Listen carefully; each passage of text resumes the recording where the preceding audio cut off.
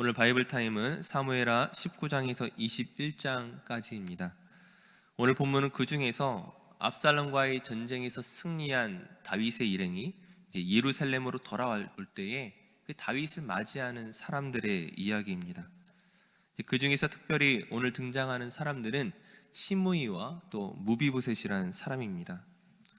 먼저 시므이에 대해서 이야기를 하게 된다면 그는 사울왕의 친척이었고 또한 다윗이 왕위에 오를 때에 가장 싫어했던 사람이었습니다. 그리고 이제 압살롬의 반란으로 다윗이 쫓겨갈 때에 그 다윗을 쫓아오면서 돌을 던지며 저주했던 사람이었습니다. 만약 그때 다윗이 그를 용서하지 않았다면 그 시므이의 저주를 하나님의 말씀으로, 하나님의 경고로 받아들이는 다윗의 겸손함이 없었다면 아마 이미 그때 다윗의 부하의 손에 의해 아마 죽었을 것입니다. 이제 상황이 반대가 되어서 다윗이 승리한 왕으로 예루살렘으로 돌아올 때에 시므이가 가장 먼저 다윗에게 나왔습니다. 그리고 자기의 죄를 고백하며 용서를 구하죠. 다윗이 강할 때에는 굴복하고 다윗이 약할 때 무례하게 행했던 이 시므이의 모습을 생각한다면 아마 다윗 역시 매우 화가 나는 상황이었을 것입니다. 이제 다윗의 부하였던 아비새가 다시 한번 그를 처벌해야 된다라고 주장합니다. 하지만 다윗이 시므이를 용서하죠. 다윗이라고 해서 그 마음이 불편하지 않았겠습니까? 아무리 하나님의 말로서, 하나님의 징계로서 다윗이 다 받아들였다고 할지라도 다윗에게 참을 수 없는 모욕이었습니다. 그럼에도 불구하고 다윗이 시므이를 지금 용서하는 이유가 무엇 때문입니까? 오늘 보면 22절에 보게 되면 다윗이 이렇게 이야기합니다. 오늘 어찌하여 이스라엘 가운데에서 사람을 죽이겠느냐? 내가 오늘 이스라엘의 왕이 된 것을 내가 알지 못하리요. 즉 무슨 말입니까? 다윗 스스로 왕이 되는 것이 아니라 하나님께서 다윗을 왕으로 삼으시기도 하고 때로는 폐하시기도 하십니다. 하나님의 손에 이끌려 다윗이 왕이 되었지만 또한 하나님의 징계하심으로 내버려 두심으로 그 왕에서 쫓겨나기도 했었고, 그리고 오늘 다시금 이스라엘의 왕이 된 것은 지금 나의 생각과 계획 안에서 이루어진 것이 아니라 철저한 하나님의 뜻으로 주장된 이름을 고백하고 있죠. 그런 상황 가운데 어찌 사사로이 사람을 죽일 수 있느냐며 반문하는 것입니다. 이것은 다윗의 매우 현명한 판단이었죠. 1차적으로는 그 하나님의 섭리와 인도하심에 맡기고 있음을 보여주는 것이고, 또 2차적으로 무엇을 보여주고 있습니까? 아직 이스라엘 나라가 온전히 회복되지 않은 가운데 지금 다윗의 결심을 보여주는 것입니다. 즉 다윗이 시므이를 처벌하지 않음으로써 지금 이스라엘에게 어떤 것들을 보여주고 있습니까? 지금 압살롬의 편에 섰던 자들, 그의 세력에 동조했던 사람들에 대해서 내가 보복하지 않겠다는 것을 지금 보여주는 것이죠. 이제 전쟁에서 승리하고 돌아왔는데 지금 다시금 압살롬의 추종자들이 또는 그의 편에 섰던 사람들이 그 자기의 신변을 보호하기 위해서 또다시 전쟁을 일으키거나 싸우게 된다면 아마 이스라엘은 깊은 수렁에 빠지게 되었을 것입니다. 지금 다윗은 이스라엘의 왕으로서 나의 감정과 나의 생각과 판단을 의지하기보다는 지금 하나님께서 내게 맡기신 이스라엘을 생각하면서 이스라엘의 왕이 누구는 내 편에 두고 누구는 다른 편에 두는 것이 아니라 한 하나님의 백성으로서 받아들이고자 하는 그런 모습들을 보여주고 있는 것이죠. 우리가 두 번째로 보게 될 사람은 무비보셋입니다. 지금 예루살렘에서 다시금 제외한 이 무비보셋에 들려주는 이야기는 그 앞서 시바가 들려줬던 이야기와 정반대의 관점을 보여주고 있습니다. 먼저 압살롬이 아버지에 대해서 반란을 일으키고 다윗이 예루살렘으로 도망하던 그때에 이 시바라는 사람이 다윗에게 나와서 이야기합니다. 무비보셋이 이번 사건을 계기로 반란을 일으키고 지금 사울 왕가의 회복을 꾀하고 있다는 내용이었습니다. 다윗에게는 굉장히 충격이었죠. 다윗이 무비보셋을 어떻게 받아들인 것입니까? 말 그대로 사울 왕가의 후손이었지만 반란의 씨앗이 될 수도 있지만 그를 자기의 아들처럼 받아들이고 왕자로 대우하고 사울의 모든 밭을 주었습니다. 은혜를 베풀었죠. 그렇게 은혜를 베풀었던 사람이었는데 그가 자기와 함께하지 아니하고 반란을 꾀한다는 소식에 다윗이 충격을 받을 수밖에 없었던 상황이었죠.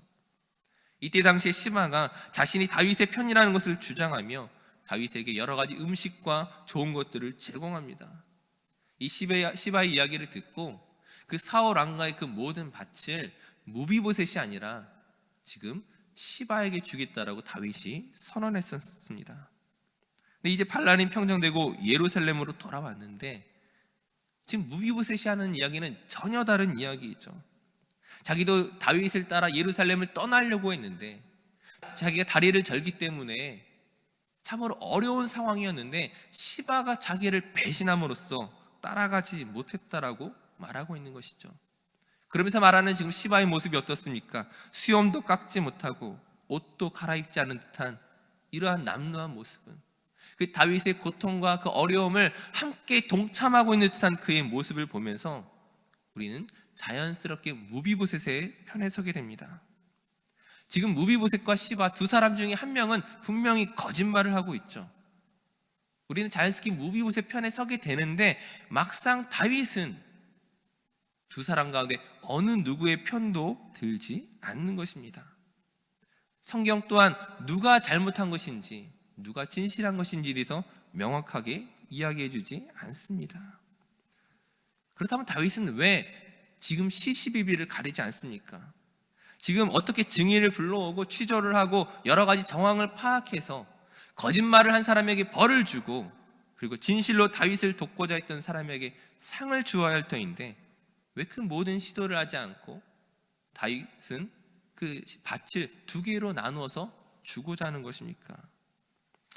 이때 무비보셋의 반응이 어떻습니까? 자신 다윗이 평안히 예루살렘으로 돌아온 것만으로도 감사하다면서 그 모든 밭을 시바에게 주라고 말하고 있습니다. 실제로 시바가 모든 밭을 가졌는지 혹은 무비보셋이 그 모든 밭을 양보했는지 알 수 없지만 우리는 이러한 무비보셋의 반응을 보면서 조금 더 무비보셋 편에 가까이 다가가게 되죠. 우린 솔로몬의 재판에 그 유명한 이야기를 알고 있습니다. 서로 자기 아이라고 주장하는 그 두 엄마를 두고 솔로몬이 어떤 명령을 내립니까? 그 아이를 반으로 나누어서 나누어주라고 말합니다. 그때 그 아이를 포기하는 엄마가 진짜 엄마였다는 그 이야기를 우리가 잘 알고 있죠. 마치 이와 같은 내용처럼 지금 다윗을 진심으로 걱정하면서 나에게 이 밭은 중요한 것이 아닙니다. 차라리 이 밭은 시바에게 주십시오라고 말하는 이 무비보셋이 아마 다윗을 진심으로 걱정했던 사람이었을 것입니다. 이것을 우리만 알고 있겠습니까? 다윗도 알고 있었을 것입니다. 다윗이라고 해서 이 사실을 모르지 않았을 것입니다. 그럼에도 불구하고 다윗이 누구 한 사람의 편을 듣는 것이 아니라 이 밭을 나누는 것은 앞서 시므이를 용서했던 이유와 마찬가지죠. 지금 다윗이 자기의 편과 다른 편을 나누는 순간 이제 그것을 증명하고 그것을 찾아내려고 하는 그 순간 아마 그 주변에 있는 다른 사람들, 그 이야기를 들었던 그 압살롬의 편에 섰던 사람들이 결국 다윗이 자신들도 이렇게 분리할 것을 알았기 때문입니다. 그러므로 그렇게 하지 않는 것이죠. 즉 다윗이 행하고자 하는 것은 내 편과 반대편을 나누는 것이 아니라 모두를 받아들이고 모두를 용서하는 것입니다. 시므이가 잘못을 했지만 또는 시바가 거짓말을 했을지라도 그 모든 것을 지금 포용하고자 하는 것이죠. 다윗이 이렇게 할 수 있는 이유가 무엇이라고 말씀드렸습니까? 자기를 왕으로 삼으신 이가 하나님이시기 때문이죠. 다윗 그 자신도 하나님 앞에서 분명히 죄인이었습니다. 이 반란의 사건 자체가 그에게 주신 그 가정을 온전히 다스리지 못했던 책임이 그에게 있었기 때문이죠. 그럼에도 불구하고 하나님께서 다윗을 용서하시고 그를 긍휼히 여겨주시고 그를 다시금 왕으로 삼으신 그 하나님의 은혜에 근거하여 다윗 자신도 모든 사람을 향하여 은혜 베풀기로 결정한 것입니다. 이것이 어떤 사람의 눈에는 어리석어 보이고 한심해 보이고 약한 것처럼 보일지라도 그것이 은혜 입은 자가 할 수 있는 당연한 반응이었습니다. 우린 이러한 다윗의 모습 속에서 과연 우리는 은혜를 받은 자로서 하나님의 은혜를 입은 자로서 과연 그 은혜 가운데 살아가고 있는지 다시 한번 우리 자신을 돌아봐야 할 것입니다. 조금이라도 손해보기 싫어하지 않습니까? 나를 힘들게 하거나 나를 반대하는 사람들에 대해서 우리도 지지 않기 위해서 너무나 애쓰지 않습니까? 다시 한번 은혜 입은 자가 세상과는 구별된 또 다른 반응을 나타내야 하는 것임을 우리가 이 다윗의 반응 속에서 한번 기억하셨으면 좋겠습니다. 내가 원하는 대로가 아니라 하나님의 뜻을 따라 은혜를 베푸는 저 모든 성도들 되시기를 간절히 축원합니다. 기도하겠습니다. 사랑의 하나님, 다윗이 전쟁의 승리에도 불구하고 자기 원하는 대로가 아니라 하나님의 뜻을 따라 이스라엘을 하나 되게 하는 그 모습 속에서 오늘 우리가 어떻게 살아야 하는지를 돌아봅니다. 나의 고집과 주장을 내세우기보다는 오늘 나를 통하여 그 하나님의 놀라운 일들을 할 수 있도록 하나님의 뜻을 물으며 살아가는 저희들 되게 하여 주시옵소서. 오늘 하루의 삶 가운데서도 만나는 모든 사람들에게 예수 그리스도를 전하며 예수 그리스도를 믿으며 살아가는 사람들이 어떻게 살아가는지를 나타낼 수 있는 참된 증인의 삶으로 우리를 인도하여 주시옵소서. 오늘 하루도 주님께 맡겨드리며 예수님의 이름으로 기도드립니다. 아멘.